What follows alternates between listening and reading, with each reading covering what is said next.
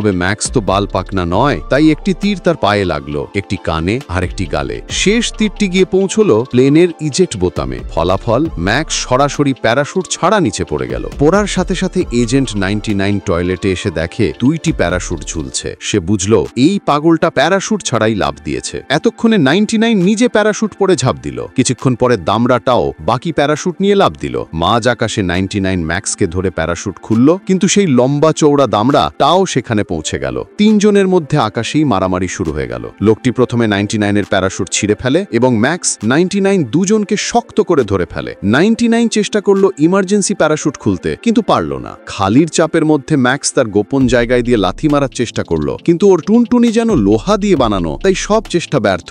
অবশেষে 99 পেছনে ঘুরে এক শক্তিশালী চোট খালিকে দিল। খালিও হতবম্ব হয়ে পড়ল। সুযোগ পেয়েই ম্যাক্স এবং 99 প্যারাশুট খুলে বেঁচে গেল। কিছুক্ষণ